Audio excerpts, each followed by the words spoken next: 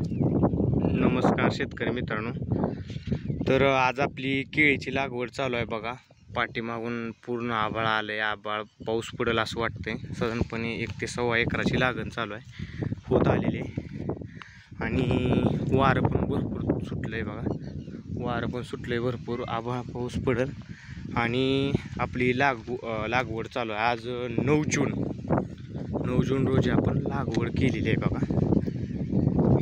याच्यामध्ये आपण बेड नाही, प्लेनवर लागवड केलेली आहे.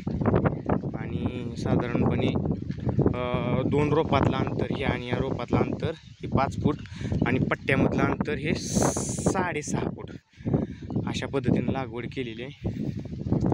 एकदम तंतोतंत दुट्टी वगैरे काढून लागवड केलेली आहे.